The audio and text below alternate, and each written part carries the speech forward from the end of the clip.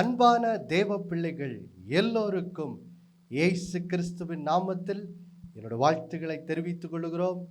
தேவ பிள்ளைகளே, உங்கள் எல்லோருக்கும் மேரி கிறிஸ்மஸ் என்று சொல்லி உங்களை வாழ்த்துவதிலே நாங்கள் மிகுந்த மகிழ்ச்சி அடைகிறோம்.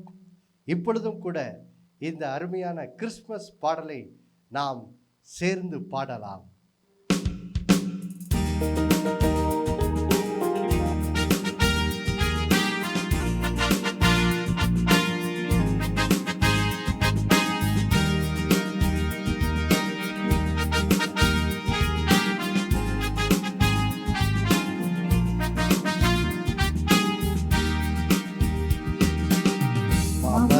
பாலனாக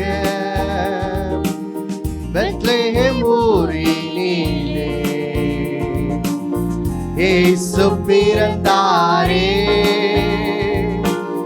தாழ்மையின் ரூபமாக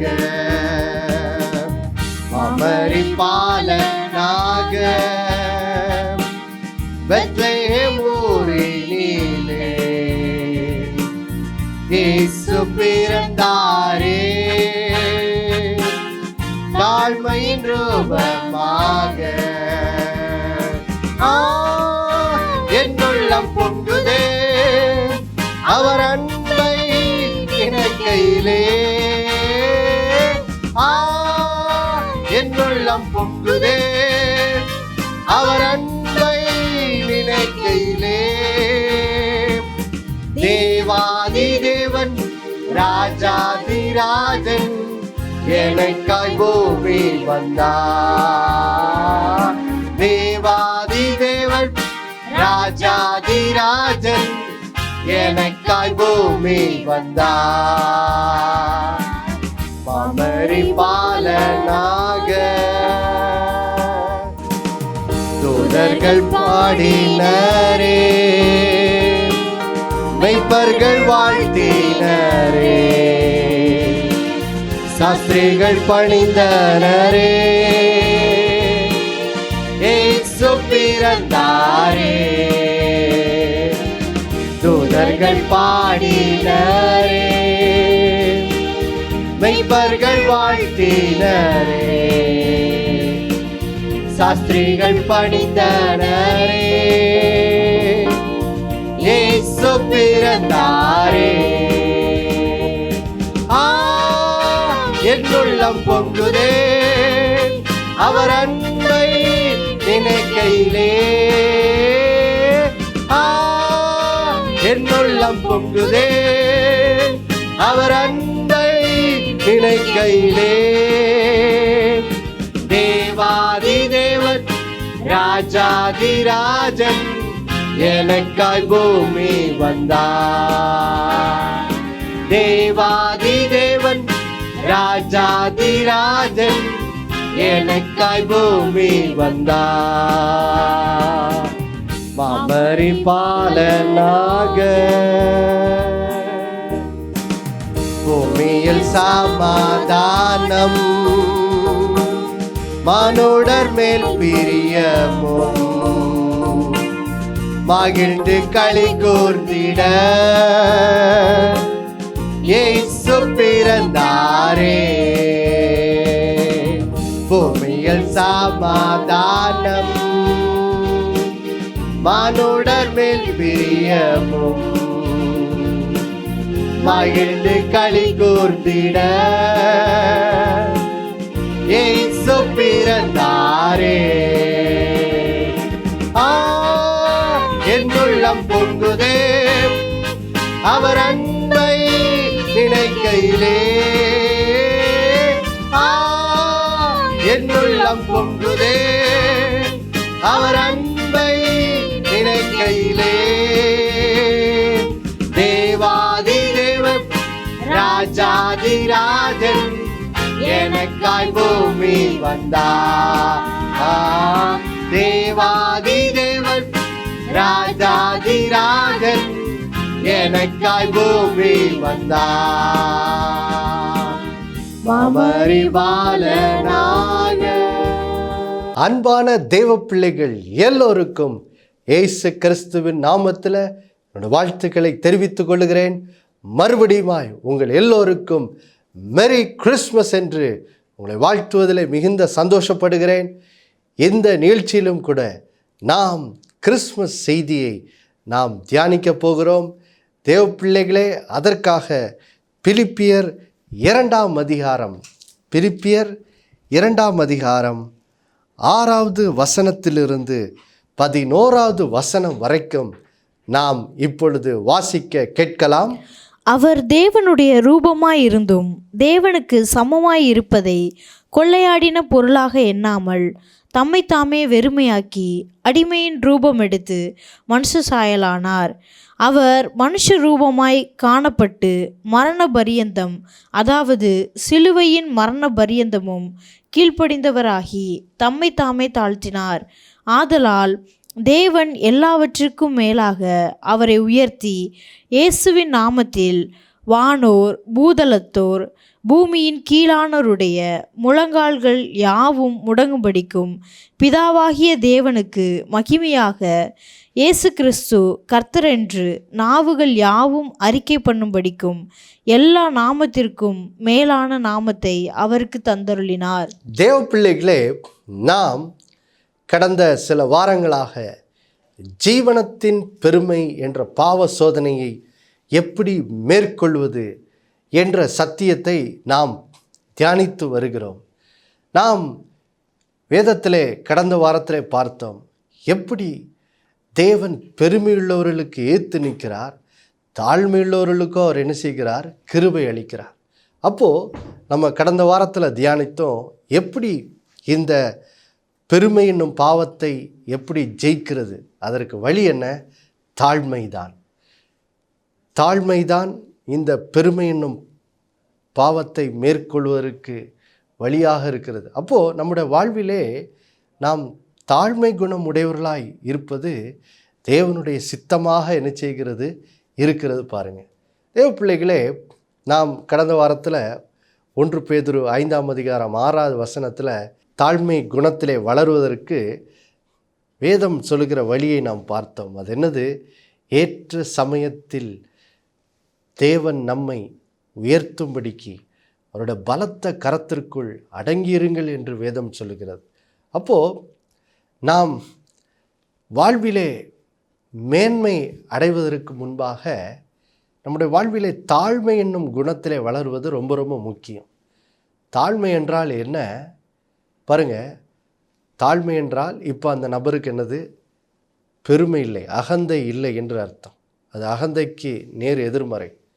அப்போது அகந்தை இல்லாமல் தன்னை தேவனுடைய சித்தத்திற்கு ஒப்பு கொடுத்து இப்பொழுது அந்த தேவனுடைய சித்தத்திலே சாந்த குணம் நிறைந்தவர்களாய் நடப்பது தான் தாழ்மை என்ற வார்த்தைக்கு அர்த்தமாக என்ன செய்கிறது இருக்குது. பாருங்கள், இப்பொழுது தேவ பிள்ளைகளை இந்த செய்தியிலே எப்படி இயேசு கிறிஸ்துவினுடைய இந்த பிறப்பிலே எப்படி தேவன் தம்முடைய தாழ்மையை இயேசுவின் மூலம் வெளிப்படுத்தினார் என்பதை நாம் என்ன செய்ய போகிறோம்? பார்க்க போகிறோம்.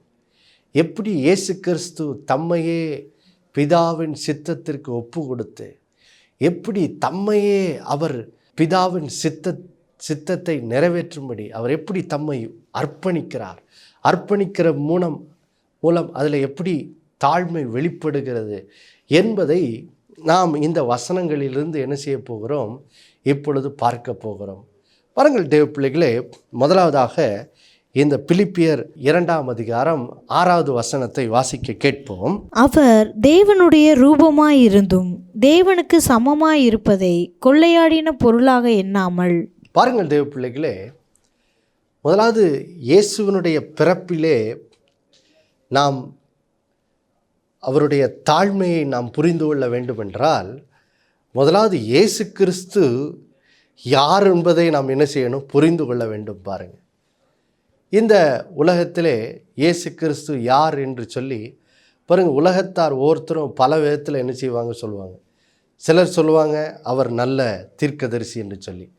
இயேசு இதை மத்தேயு 16 தம்முடைய சீஷர்கள் இடத்துல கேட்கிறார், ஜனங்கள் என்ன யார் என்று சொல்லுகிறார்கள்? அப்போது சீசர்கள் சொல்கிறாங்க, சிலர் நீர் பழைய ஏற்பாட்டு தீர்க்கதரிசி, சிலர் நீர் எலியான்னு சொல்கிறாங்க. இப்படி ஒரு சிலர் சொல்லுவாங்க இயேசு கிறிஸ்து ஒரு நல்ல மனிதர், நல்ல சுபாவங்களை, நல்ல குணங்கள் நிறைந்தவர்களாய் நாம் வாழ்வது எப்படி என்று போதித்த ஒரு நல்ல மனிதர். இப்படி உலகத்தார் ஒவ்வொருத்தரும் இயேசுவை பல்வேறு விதத்தில் என்ன செய்வாங்க, சொல்லுவாங்க. ஆனால் இயேசு யார் என்பதை வேதத்திலிருந்து தான் நாம் என்ன செய்யணும், புரிந்து கொள்ள வேண்டும். பாருங்கள், இது ரொம்ப ரொம்ப முக்கியம்.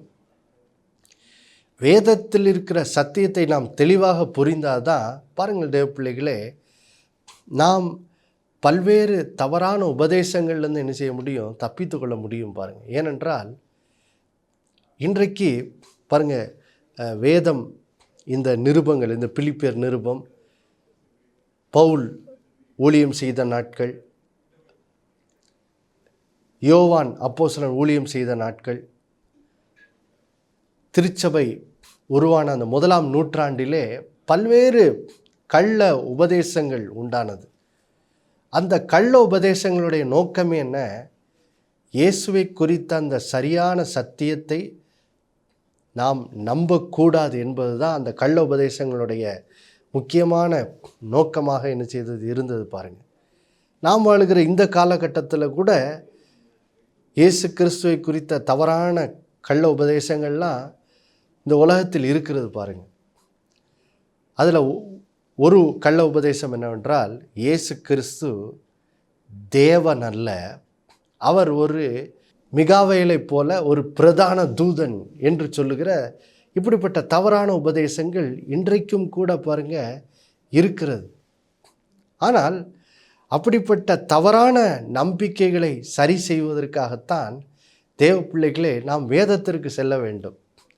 இயேசு உண்மையிலே யார் அப்படின்னு சொல்லி வேதம் என்ன சொல்லுகிறது அப்படிங்கிறத நம்ம என்ன செய்யணும், கவனிக்க வேண்டும். பாருங்கள், அப்போது வேதம் இயேசு கிறிஸ்து யார் என்று சொல்லி முதலாவது நமக்கு கற்பிக்கிற சத்தியம் என்ன பாருங்கள் தேவ பிள்ளைகளே, இயேசு தேவனாக என்ன செய்கிறார், இருக்கிறார். இதுதான் நாம் அறிந்து கொள்ள வேண்டிய முதல் சத்தியம். இயேசு யாரா பாருங்க, இந்த 6வது வசனம் சொல்லுது, அவர் தேவனுடைய ரூபமாக இருந்தோம். அப்படி என்றால் என்ன, இயேசு கிறிஸ்து தேவனாக என்ன செய்கிறார், இருக்கிறார்.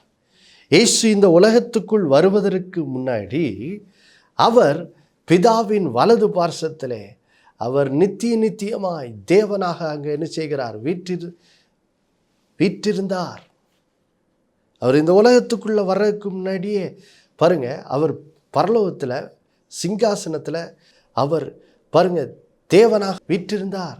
அதுதான் உண்மை, அதை நீங்கள் புரிந்து கொள்ள வேண்டும். அவர் தேவன். இயேசு இன்னும் 2000 வருஷத்துக்கு முன்னாடி தான் அவர் பிறக்கலை. பாருங்க, அவர் நித்தியமாய் அவர் எப்பொழுதுமே தேவனாகவே அவர் என்ன செய்கிறார், இருக்கிறார். தேவனாக இருக்கிறவர் தான் பாருங்க 2000 வருடங்களுக்கு முன்னாடி இந்த பூமியிலே மனிதனாக என்ன செய்தார், வந்தார். பாருங்க, இது நம்ம தெளிவாக பாருங்க முதலாவது நம்ம அறிந்து கொள்ள வேண்டும். இயேசு கிறிஸ்து யார், அவர் தேவன். பாருங்க, இதை புரிந்து கொள்வதற்கு கிறிஸ்துமஸ் அப்போ எப்பொழுதும் நாம் வாசிக்கிற ஒரு வசனம், ஏசாயா 9ஆம் அதிகாரம் 6வது வசனத்தை நாம் வாசிக்க கேட்கலாம். ஏசாயா 9ஆம் அதிகாரம் 6வது வசனம், அதனுடைய முன்பகுதி மட்டும் நாம் வாசிக்க கேட்போம். நமக்கு ஒரு பாலகன் பிறந்தார், நமக்கு ஒரு குமாரன் கொடுக்கப்பட்டார். பாருங்கள் தேவ பிள்ளைகளே, இயேசு கிறிஸ்து யாரு, அவர் பாலகனாக மனுஷனாக இந்த உலகத்தில் பிறந்தார். ஆனால் நித்தியமாய் அவர் யாராக இருக்கிறார், அவர் தேவகுமாரனாய் பரலோகத்தில் என்ன செய்தார், அவர் இருந்தார். நித்தியமாக அவர் அவர் அவர் தேவனாக என்ன செய்கிறார், இருக்கிறார். அவர் தேவன், அவர் தேவகுமாரன். இதை நாம் என்ன செய்ய வேண்டும், நன்றாக இருதயத்தில் பதித்து கொள்ள வேண்டும் தேவ பிள்ளைகள். அவர் தேவனாக இருக்கிறார். இது இருதயத்தில் ஆழமாக என்ன செய்யணும், பதியணும். அவர் தேவன். ஏன்னா பாருங்கள் தேவ பிள்ளைகளே, அவர் இயேசு கிறிஸ்து தேவனாக இருக்கிறார் என்ற சத்தியத்தை நாம் விசுவாசிக்காவிட்டால் பாருங்கள், இதை விசுவாசிக்கிறது ரொம்ப ரொம்ப முக்கியம். தேவனாய் பரலோகத்திலே இருந்தவர் தான் 2000 வருஷத்துக்கு முன்னாடி பூமியிலே மனுஷனாக வந்தார் என்பதை நாம் விசுவாசித்தால்தான் இயேசு கிறிஸ்து அருளுகிற ரட்சிப்பை நாம் என்ன செய்ய முடியும், பெற்றுக்கொள்ள முடியும். ரொம்ப ரொம்ப முக்கியம் பாருங்கள் தேவ பிள்ளைகளே. அப்போது முதலாவது இயேசு கிறிஸ்துவை குறித்து நாம் அறிந்து கொள்கிற சத்தியம் என்ன? அவர் தேவனாக என்ன செய்கிறார், இருக்கிறார். அவர் பிதாவாகிய தேவனுக்கு, குறிப்பாக தேவ குமாரனாக இருக்கிறார். அவர் பிதாவாகிய தேவனுக்கு சமமானவராக என்ன செய்கிறார், இருக்கிறார். இதுதான் நம்ம புரிந்து கொள்ள வேண்டிய முதலாவது சத்தியம். அப்போது யோசிச்சு பாருங்க, தேவகுமாரனாக இருக்கிற இயேசு கிறிஸ்து அவர் பரலோகத்திலே சகல மகிமையோடு அவர் சிங்காசனத்தில் என்ன செய்கிறார், அவர் இந்த பூமிக்கு வருவதற்கு முன்பாகவே அவர் அங்கே பரலோகத்தில் சிங்காசனத்தில் சர்வ மகிமையோடு அவர் என்ன செய்தார், வீற்றிருந்து இருந்த அந்த காட்சியை ஏசாயா 6ஆம் அதிகாரத்தில் வாசிக்கிறோம் பாருங்கள். வாசிக்கலாம். இப்போது 1வது வசனத்தை வாசிக்கலாம். உசியா ராஜா மரணமடைந்த வருஷத்தில் ஆண்டவர் உயரும் உன்னதமான சிங்காசனத்தின் மேல் வீற்றிருக்க கண்டேன். அவருடைய வஸ்திரத்தின் தொங்கலால் தேவாலயம் நிறைந்திருந்தது. அடுத்த வசனம். சேராபீன்கள் அவருக்கு மேலாக நின்றார்கள். அவர்களில் ஒவ்வொருவனுக்கும் அவ்வாறு செட்டைகள் இருந்தன. அவனவன் 2 செட்டைகளால் தன் முகத்தை மூடி, 2 செட்டைகளால் தன் கால்களை மூடி, 2 செட்டைகளால் பறந்து, அடுத்த வசனம், ஒருவரை ஒருவர் நோக்கி, சேனைகளின் கர்த்தர் பரிசுத்தர் பரிசுத்தர் பரிசுத்தர், பூமி அனைத்தும் அவருடைய மகிமையால் நிறைந்திருக்கிறது என்று கூப்பிட்டு சொன்னார்கள். பாருங்கள் தேவ பிள்ளைகளே, இயேசு கிறிஸ்து இந்த பூமிக்கு பாலகனாக வந்து பிறப்பதற்கு முன்பாக அவர் பரலோகத்தில் எவ்வளவு மகிமையோடு அவர் சிங்காசனத்தில் தேவகுமாரனாய் அவர் வீற்றிருந்தார் என்ற ஒரு காட்சியை இங்கே இயேசு கிறிஸ்து சிங்காசனத்தில் வீற்றிருந்த காட்சியை எங்கே பரிசுத்த ஆவியானவர் ஏசாயா என்ற தீர்க்கதரிசிக்கு பழைய ஏற்பாட்டு காலத்திலேயே இயேசு இந்த உலகத்திற்கு வருவதற்கு முன்பாக கிட்டத்தட்ட 700 ஆண்டுகளுக்கு முன்பாகவே ஏசாயா தீர்க்கதரிசிக்கு பரிசுத்த ஆவியானவர் என்ன செய்கிறார், ஏசாயா தீர்க்கதரிசிக்கு இயேசு கிறிஸ்து யார் என்பதை என்ன செய்கிறார், வெளிப்படுத்துகிறார். பாருங்கள், இங்கே வேதம் சொல்லுகிறது, ஏசாயா என்ன செய்தாரா, அவர் தேவன் பாருங்கள் உயரமும் உன்னதமான சிங்காசனத்திலே வீற்றிருக்க அவர் என்ன செய்தார், கண்டார். அது மட்டும் இல்லை பாருங்க, அங்கே சிங்காசனத்தை சுற்றி தேவ தூதர்கள் பாருங்க இரவும் பகலும் சேனைகளின் கர்த்தர் பரிசுத்தர் பரிசுத்தர் பரிசுத்தர், பூமி அனைத்தும் அவருடைய மகிமையால் நிறைந்திருக்கிறது என்று சொல்லி இரவும் பகலும் பாருங்க தூதர்கள் அங்கே தேவனை ஆராதிக்கிறதை மகிமைப்படுத்துகிறதை அந்த காட்சியை என்ன செய்கிறோம், பார்க்கிறோம். அப்போ யோசித்து பாருங்கள் தேவ பிள்ளைகளே, இயேசு கிறிஸ்து பரலோகத்திலே உயரமும் உன்னதமான மகிமையின் சிங்காசனத்திலே வீற்றிருந்தவர். இரவும் பகலும் தூதர்கள் அவரை ஆராதித்து கொண்டே இருந்தார்கள். தேவதூதர்களின் ஆராதனையை அவர் பெற்றவர். அவ்வளோ மகிமையின் தேவன். யோசித்து பாருங்க, வேதம் இதே ஏசாயாவிலே நாம் வாசிக்கும்போது வேதம் சொல்லுகிறது, வானம் அவருடைய சிங்காசனம், பூமி அவருடைய பாதப்படி என்று சொல்லி. அது மட்டும் இல்லை, வேதம் சொல்லுகிறது, யோவான் 1ஆம் அதிகாரம் 3வது வசனத்திலே, இந்த வானமும் பூமியும் எல்லாம் இயேசு கிறிஸ்துவின் மூலமாகத்தான் என்ன செய்யப்பட்டது, உண்டாக்கப்பட்டது என்று சொல்லி வாசிக்கலாம். யோவான் 1ஆம் அதிகாரம் 3வது வசனம். சகலமும் அவர் மூலமாய் உண்டாயிற்று, உண்டானதொன்றும் அவராலே அல்லாமல் உண்டாகவில்லை. அப்போ சகலமும் அவர் மூலமாக என்ன செய்யிற்று, உண்டாயிற்று. பிதாவைய தேவன் எல்லாவற்றையும் இயேசுவின் மூலமாக தான் என்ன செய்கிறார், உண்டாக்கினார் இந்த வானத்தை பூமியும். யோவான் அங்கே அந்த வசனத்தை சொல்லும்போது பாருங்கள் தேவ பிள்ளைகளே, அவர் இந்த வசனத்தை வாசிக்கிறவர்களுக்கு என்ன சத்தியத்தை வெளிப்படுத்த விரும்பினார். இங்கே சகலம் அவர் மூலமாய் உண்டாயிற்று, உண்டானதொன்றும் அவரால் அல்லாமல் உண்டாகவில்லை என்று சொல்லி இங்கே யோவான் பாருங்க, இந்த இந்த சுவிசேஷ புஸ்தகத்தை வாசிக்க போகிற எல்லா ஜனங்களுக்கும் என்ன செய்தியை சொல்ல விரும்பினார், என்ன செய்தியை ஞாபகப்படுத்த விரும்பினார்? இந்த இயேசு கிறிஸ்து பூமிக்கு வந்தாரே, இவர் யார் பாருங்க. யோவான் 1:1 ஆதியிலே வார்த்தை இருந்தது, அந்த வார்த்தை தேவனிடத்தில் இருந்தது, அந்த வார்த்தை தேவனாய் இருந்தது. அப்போ பாருங்க, யோவான் 1:1 அவர் இந்த கடிதத்தை எழுதும்போதே அவர் இயேசுவை எப்படி வெளிப்படுத்துகிறார்? ஆதியிலே வார்த்தை இருந்தது, அந்த வார்த்தை தேவனோடு இருந்தது, அந்த வார்த்தை என்னது? தேவனாய் இருந்தது. இந்த இந்த இந்த வார்த்தைகளை யோவான் எழுதும்போது இதை வாசிக்கிறவர்களுக்கு என்ன நினைப்பூட்ட விரும்பினார்? பாருங்க, ஆதியாம் 1:1 தேவன் வானத்தை பூமியும் சிருஷ்டித்தார்னு போட்டிருக்கு.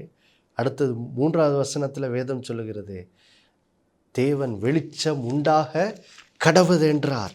பாருங்க, ஆதியாகமம் 1ஆம் அதிகாரம் 3வது வசனத்திலே நாம் வாசிக்கும்போது வேதம் சொல்லுது, தேவன் வெளிச்சம் உண்டாக கடவுது என்றார், வெளிச்சம் உண்டாயிற்று அப்படின்னு இங்கே வசனம் சொல்லுகிறது இல்லை. தேவன் வெளிச்சம் உண்டாக கடவுது என்றார். அந்த அந்த வார்த்தையை பேசினார் அல்லவா? தேவன் வெளிச்சம் உண்டாக கடவுதுன்னு சொன்னாரே, அந்த வார்த்தை இங்கே தேவன் தம்முடைய வார்த்தையை கொண்டு இங்கே வானத்தையும் பூமியும் உண்டாக்குறதை என்ன செய்கிறோம் பார்க்கிறோம். பூமியிலே வெளிச்சத்தை உண்டாக்குறதை பார்க்கிறோம். அந்த வார்த்தையானவர் வேற யாரும் இல்லை, அந்த வார்த்தையானவர் தான் யார்? இயேசு கிறிஸ்து. அந்த வார்த்தையானவர் தான் என்னது? தேவனாய் இருக்கிறார். இந்த வார்த்தையானவராய் இருக்கிறவர், தேவனாய் இருக்கிறவர், எல்லாம் அவர் மூலமாய் தான் என்ன செய்யப்பட்டது? உண்டாக்கப்பட்டது. எப்படி? வார்த்தையானவர் பாருங்க, அங்கே வார்த்தை பேசப்பட்ட போது தான் பூமி எனது உண்டாக்கப்பட்டதே. அந்த வார்த்தையானவர் தான் யாரா? இயேசு கிறிஸ்து. இவர் தான் இந்த பூமிக்கு இப்போ என்ன செய்திருக்கிறார்? வந்திருக்கிறார் என்று சொல்லி இங்கே இயேசு கிறிஸ்து யார் என்பதை குறித்து பாருங்க, இங்கே யோவான் என்ன செய்கிறார்? வெளிப்படுத்துகிறார். பாருங்க, அங்கே வெளிச்சம் கடவுதுன்னு சொல்லி அங்கே வார்த்தை பேசப்பட்டதே, அந்த வார்த்தையானவர் யார்? அவை எல்லாம் அந்த வார்த்தையின் மூலமாகத்தான் என்ன செய்யப்பட்டது? உண்டாக்கப்பட்டதே. அந்த வார்த்தையானவர் தான் யார்? இயேசு கிறிஸ்து. இந்த இயேசு கிறிஸ்து தான் யார்? தேவன். இவர் ஆதியிலே பிதாவாகிய தேவனோடு இருந்தார், பிதாவின் வலது பார்சத்தில். ஆதியிலே வார்த்தை இருந்தது, இந்த வார்த்தை தேவனோடு இருந்தது, அந்த வார்த்தை தேவனாக இருந்ததே. இந்த வார்த்தையானவராகிய இந்த தேவன் தான் இப்பொழுது பாருங்க, யோவான் 1:14 வாசிக்கலாம். அந்த வார்த்தை மாம்சமாகி கிருபையினாலும் சத்தியத்தினாலும் நிறைந்தவராய் நமக்குள்ளே வாசம் பண்ணினார், அவருடைய மகிமையை கண்டோம், அது பிதாவுக்கு ஒரே பேரானவருடைய மகிமைக்கு ஏற்ற மகிமையாகவே இருந்தது. அப்போ பாருங்கள் தேவ பிள்ளைகளே, இந்த வார்த்தையானவர், இந்த தேவன் தான் இப்போ மாம்சமாகி இயேசுவாக ஒரு பாலகனாக இந்த உலகத்துக்குள் வந்து என்ன செய்தார்? பிறந்தார். அப்போ பாருங்கள் தேவ பிள்ளைகளே, நாம் இயேசு கிறிஸ்துவை குறித்து அறிந்து கொள்ள வேண்டிய முதல் சத்தியம் தான், இவர் யார்? தேவன். இவர் மகிமையின் தேவன். வெறும் சாதாரண தேவன் இல்லை, இவர் மகிமையின் தேவன். இரவும் பகலும் தூதர்களால் ஆராதிக்கப்படுகிறவர் இவர். பாருங்க, இப்போ இந்த உலகத்துக்குள் வந்து 2000 வருஷத்துக்கு முன்னாடி பிறந்தார். எப்படி பிறந்தாரா? பிலிப்பியர் 2ஆம் அதிகாரம் 7-8 வசனங்களை பாருங்க, வாசிக்க கேட்கலாம். தம்மை தாமே வெறுமையாக்கி அடிமையின் ரூபம் எடுத்து மனுஷ சாயலானார். அவர் மனுஷ ரூபமாய் காணப்பட்டு மரண பரியந்தம், அதாவது சிலுவையின் மரண பரியந்தமும் கீழ்ப்படிந்தவராகி தம்மை தாமே தாழ்த்தினார். பாருங்கள் தேவ பிள்ளைகளை, இந்த மகிமையின் தேவன், வானத்தையும் பூமியும் உண்டாக்கினவர், உயரமும் உன்னதமான சிங்காசனத்தில் வீற்றிருக்கிறவர், இரவும் பகலும் தூதர்களின் ஆராதனைக்கு உரியவர், சர்வத்தையும் உண்டாக்கின மகிமையின் தேவன் இப்போ என்ன செய்தாரா? பாருங்க, அவர் இந்த உலகத்துக்குள்ளே பாலகனாக வந்து பிறக்கும்போது எவ்வளோ பெரிய தேவனுடைய தாழ்மை வெளிப்படுது பாருங்க. அவ்வளோ பெரிய மகிமையின் தேவன் இப்போ இந்த உலகத்துக்குள்ள ஒரு சாதாரண குழந்தையாக வந்து என்ன செய்தாராம்? பிறந்தார். அது எங்கே பிறந்தார்? பெத்லஹேமிலே ஒரு தொழுவத்திலே பிறந்தார். யாரும் அறியாத ஒரு ஓரத்தில் ஒரு சாதாரண பாலகனாக வந்து பிறக்கிறார். யாருக்காக வந்து பிறந்தார் பாருங்க. வேதம் சொல்லுகிறது, யோவான் 1ஆம் அதிகாரம் 9வது வசனத்தில் பாருங்க. யோவான் 1ஆம் அதிகாரம் 9வது வசனத்தில் பாருங்க, வேதம் சொல்லுகிறது, உலகத்திலே வந்து எந்த மனுஷனையும் பிரகாசிப்பிக்கிற ஒளியே அந்த மெய்யான ஒளி. 11வது வசனம், அவர் தமக்கு சொந்தமானதிலே வந்தார், அவருக்கு சொந்தமானவர்களோ அவரை ஏற்றுக்கொள்ளவில்லை. அப்போ பாருங்க, அவர் பாலகனாக இந்த உலகத்துக்குள்ளே வந்து பிறந்தார். யாருக்காக வந்தார் பாருங்க? அவர் சிருஷ்டித்த தம்முடைய சொந்த ஜனமாகிய மனிதனுக்காக இந்த உலகத்துக்குள்ளே என்ன செய்கிறார்? வந்து பிறக்கிறார். பிறக்கும்போது பாருங்கள் தேவ பிள்ளைகளே, அதில் எந்த அளவுக்கு தாழ்மை வெளிப்படுது யோசிச்சு பாருங்க. இயேசு கிறிஸ்து தம்மால் உண்டாக்கப்பட்ட மனிதர்களை பாவத்திலேருந்து இப்போ ரட்சிக்கணும்னா யோசிச்சு பாருங்க. அவர் இந்த உலகத்துக்குள்ளே மனுஷனாக வரணும். அப்போது மனுஷனாக வரணும்னா அவர் பாலகனாக எல்லாரை போல் ஒரு குழந்தையாக வந்து இந்த உலகத்துக்குள்ளே பிறக்க வேண்டியிருக்கு. அப்போ யோசிச்சு பாருங்க, உலகத்துக்குள்ளே இந்த வந்த ஒரு குழந்தையாக பிறக்கணும்னா இப்போது அவர் தேவனாக இருக்கிறபடினால் அவருக்குரிய சகல மகிமையையும் சகல கனத்தையும் சகல தூதர்களுடைய மரியாதையும் ஒதுக்கி வச்சாதான் இந்த உலகத்துக்குள்ளே என்ன செய்ய முடியும்? பாலகனாக வந்து பிறக்க முடியும். அப்போது யோசிச்சு பாருங்க. அதை தான் இங்கே வேதம் சொல்லுகிறது, அவர் தேவனாக இருக்கிறத ஒரு பெரிய கொள்ளையாடின பொருளா, நான் தான் பெரிய தேவன், அப்போ நான்லாம் எப்படி மனுஷனாக போக முடியும் அப்படின்னு சொல்லி அவர் என்ன செய்யலை? பெருமையாக இல்லை, அவர் அந்த சர்வ மகிமையும் என்ன செய்கிறார்? அவர் என்ன செய்கிறார்? தள்ளி வைத்து விட்டு அதெல்லாம் சைடில் வச்சுட்டு பாருங்கள், தம்மையே வெறுமையாக்கி இந்த உலகத்தில் ஒரு சாதாரண மனிதனாய் வருகிறார். எதற்காக அவர் மனிதனாக வருகிறாரு பாருங்கள். வசனம் சொல்லுகிறது, அவர் தம்மையே மரண பரியந்தம், அதாவது சிலுவை மரண பரியந்தம் தம்மையே மனுஷனோட பாவங்களை நிவர்த்தி செய்கிற பலியாய் ஒப்பு கொடுக்கும்படி அவர் மனிதனாக என்ன செய்கிறார்? வருகிறார். பாருங்க, இந்த உலகத்தில் பிறக்கிற எல்லா குழந்தையும் வாழ்கிறதுக்காக தான் பிறக்குது. ஆனால் இயேசு கிறிஸ்து பாலகனாக வரும்போதே எதற்காக இந்த உலகத்துக்குள்ளே வராராம்? மனுஷனுடைய பாவங்களுக்காக மரிப்பதற்காகவே என்ன செய்கிறார்? அவர் இந்த உலகத்துக்குள்ளே வருகிறார். யோசிச்சு பாருங்கள், பிறக்கும் போதே சாவுறதுக்காக ஒருவர் வந்தார்னா அது ஒரு சாதாரண காரியமா? ஆனால் அவ்வளோ மகிமையின் தேவன் பாருங்க, இந்த உலகத்தில் அதுவும் சிலுவை மரணம் என்னும் அந்த ஒரு மிகுந்த வேதனை நிறைந்த மரணத்தை மறிக்கும்படி அவர் இந்த உலகத்துக்குள்ளே என்ன செய்கிறார்? மனுஷனாக வந்து என்ன செய்கிறார்? பிறக்கிறார். அதுவும் யோசிச்சு பாருங்க, யாருடைய பாவங்களுக்காக அவர் சிலுவையில் மறிக்கும்படி தன்னை தாழ்த்தினார்? யோசிச்சு பாருங்க, அவர் தான் மனிதனை உண்டாக்கினார். ஆனால் அந்த மனிதனும் இயேசுவை நிராகரிக்கிறாங்க. இயேசு உலகத்தில் வந்து பிறந்த பிறகு அவர் உண்டாக்கிய ஏரோது அவரை கொல்ல பார்க்கிறார். அது மாத்திரம் இல்லை, பின்பு தம்முடைய ஜனமாகிய உடன்படிக்கை ஜனமாகிய இஸ்ரேல் ஜனங்களுக்கு தம்மை மேசியாவாக அவர் வெளிப்படுத்த வேண்டும் என்று அவர் விரும்பின போது தேவனுடைய வசனத்தை அவர்களுக்கு அறிவித்தார், அற்புதங்களை செய்தார். ஆனால் அவருடைய ஜனமோ அவரை நிராகரித்தார்கள். நிராகரித்தது மட்டும் இல்லை, பின்பு அதே ஜனம்தான் அவரை சிலுவையில் அறையும் என்று சொன்னார்கள். இப்படி தமக்கு சொந்தமானவர்களிடத்தில் வருகிறார். அவர்களோ அவரை என்ன செய்யலை? ஏற்றுக்கொள்ளவில்லை.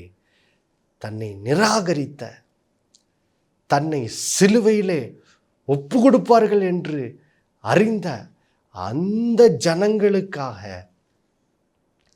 மரிக்கும்படி அவ்வளோ மகிமையின் தேவன் தம்மையை தாழ்த்தி இந்த உலகத்துக்குள்ளே வந்து மனுஷனாக வந்து பிறக்கிறார், குழந்தையாக வந்து பிறக்கிறார். தேவ பிள்ளைகளே, இதிலே தான் தேவனுடைய தாழ்மை என்ன செய்கிறது? வெளிப்படுகிறது. இயேசு தாழ்மையை வெளிப்படுத்துகிறார். யோசித்து பாருங்க, அவர் தான் மனுஷனை உண்டாக்குறார். ஆனால் அந்த மனுஷனே இயேசுவை நிராகரித்து சிலுவையில் அறையிறாங்க. அதெல்லாம் அறிந்திருந்தும் அவர் ஐயோ நான் மனுஷனாக போனால் இவ்வளோ கஷ்டப்பட்டுருவேன்னு சொல்லி அவர் பரலோகத்திலே உட்கார்ந்துட்டில்ல. இல்லை, தன்னை மனிதர்கள் சிலுவையில் ஒப்பு கொடுத்தாலும் பரவாயில்ல, அவர்களுக்காக நான் என்ன செய்வேன்? மரிப்பேன்னு சொல்லி இயேசு இந்த உலகத்துக்குள்ளே வருகிறார். பாருங்க, இதுதான் கிறிஸ்மஸ். தேவ பிள்ளைகளே, கிறிஸ்மஸ் என்பது என்னது? தேவன் தாழ்மைனா என்னங்கிறதை நமக்கு என்ன செய்கிறார்? இந்த உலகத்துக்குள்ளே வந்து பாருங்கள், தன் பிறந்தது மூலம் நமக்கு தாழ்மைனா என்னங்கிறத என்ன செய்கிறார்? வெளிப்படுத்துகிறார். வெளிப்படுத்தி தான் இப்போ சொல்கிறாரு, நம்மை பார்த்து சொல்கிறாரு, நாமும் பாருங்கள் எப்படிப்பட்டவர்களாய் வாழும்படி என்ன செய்கிறார்? அழைக்கிறார். அதனால தான் பாருங்கள், அதுக்கு முந்தின பிலிப்பியர் 2ஆம் அதிகாரம் 4வது வசனத்தில் வாசிக்க கேட்போம். பிலிப்பியர் 2:4. அவனவன் தனக்கானவைகளை அல்ல பிறனுக்கானவைகளையும் நோக்குவானாக. அப்போ ஆண்டவர் சொல்கிறாரு பாருங்க, இப்படி இயேசு தம்மையே தாழ்த்தி பாருங்க மனுஷனை வாழ வைக்கும்படி தம்மையே சிலுவை மரண பரியந்தம் தாழ்த்தினார். அதை போல தான் நாமும் கூட பாருங்கள் தேவ பிள்ளைகளே, இந்த பாவத்தில் அழிந்து கொண்டிருக்கிற மனுக்குலத்தை பாருங்கள், அவர்கள் இயேசு கிறிஸ்துவனுடைய அந்த ரட்சிப்பின் வாழ்வை பெற்றுக்கொள்ளும்படி நாமும் கூட நம்முடைய வாழ்க்கையை தேவ சமூகத்தில் தாழ்த்தி தேவ சித்தத்தை செய்யும்படி ஒப்பு கொடுக்கும்போது கர்த்தர் எப்படி பாருங்கள், இயேசு தம்மை இப்படி தாழ்த்தினபடினால் பிலிப்பியர் 2:9-11 வசனங்கள் சொல்லுது, தேவன் எல்லாவற்றுக்கும் மேலாக இயேசுவை உயர்த்தி இயேசுவுக்கு எல்லா நாமத்துக்கும் மேலான நாமத்தை தந்து இப்பொழுது எல்லாரும் அவருடைய நாமத்தை அறிக்கை செய்து அவருக்கு முன்பாக எல்லாரும் பாருங்க, அவருக்கு முன்பாக தங்களுடைய முழங்கால்களை முடக்க வேண்டும் என்று சொல்லி அவர் இப்படியாக இயேசுவை எல்லாவற்றுக்கும் மேலாக உயர்த்தி விட்டார். அப்போது நாமும் பாருங்க, இந்த பாவத்திலே அழிந்து கொண்டிருக்கிற மனுக்குலம் இயேசு கிறிஸ்துவனுடைய ரட்சிப்பை பெற்றுக்கொள்ளும்படி நம்மை தேவனுடைய கரத்திலே அவருடைய சித்தத்தை செய்யும்படி அர்ப்பணிக்கும் போது தேவன் நம்மையும் என்ன செய்வார்? உயர்த்துவார். நாம் ஜெபிக்கலாம். அன்புள்ள பரலோக பிதாவே, ஆண்டவராக இயேசு நாமத்தில் வருகிறோப்பா, இந்த நாளில் கிறிஸ்மஸ் செய்தியாக ஆண்டவரே, எப்படி இயேசு கிறிஸ்துவாகி எங்களுடைய மகிமையின் தேவன் இந்த உலகத்துக்குள்ளே தம்மையே தாழ்த்தி தம்மையே வெறுமையாக்கி எப்படி ஒரு பாலகனாக மனுஷனாக வந்து சிலுவை மரண பரியந்தம் தம்மையே தாழ்த்தினார் என்று சொல்லி பார்த்தோம். ஆண்டவரே, இந்த நாளிலே அதை போல தான் நாங்களும் தேவனுக்கு முன்பாக எங்களை தாழ்த்தும்படி எங்களையும் அழைக்கிறீர். ஆண்டவரே, இந்த நாளிலே பரிசுத்த ஆவியினாலே உம்முடைய பிள்ளைகள் தங்களை தேவனுக்கு முன்பாக இயேசுவை போல் தாழ்த்தி ஆண்டவரே, பாவத்தில் அழிந்து கொண்டிருக்கிற மனுக்களும் இயேசுவின் ரட்சிப்பை பெற்றுக்கொள்ளும்படி தேவன் ஒவ்வொருத்தரையும் பயன்படுத்த தங்களை தேவ சமூகத்தில் அர்ப்பணிக்க தாழ்த்த உதவி செய்யுங்க. அதன் மூலம் எப்படி இயேசு தன்னை தாழ்த்தினபடினால் தேவன் இயேசுவை எல்லா நாமத்துக்கும் மேலாக உயர்த்தி ஆண்டவரே, இன்றைக்கு எல்லாரும் இயேசுவின் நாமத்தில் எல்லா முழங்கால்களும் முடங்க வேண்டும், எல்லாரும் அவரை கர்த்தரென்று அறிக்கையிட வேண்டும் என்று சொல்லி இப்படியாக இயேசுவை எல்லா நாமத்துக்கு மேலாக உயர்த்தினீரே. அதை போல் உம்முடைய பிள்ளைகளையும் ஆண்டவரே, அவர்கள் தங்களை தாழ்த்தும் போது உம்முடைய பிள்ளைகளையும் அவர்களுடைய வாழ்விலே நீர் மேன்மைப்படுத்தும்படியாக ஜெபிக்கிறோம். இயேசுவின் மூலம் வேண்டிக் கொள்கிறோம் நல்ல பிதாவே, ஆமேன். மறுபடியும் அடுத்த வாரம் சந்திக்க வரை நினைப்பூட்டுகிறேன். இயேசுவை ஆண்டவர் ஒவ்வொரு நாளும் ஒரு விசுவாசம் வைத்து வாழுங்கள். ஆமேன்.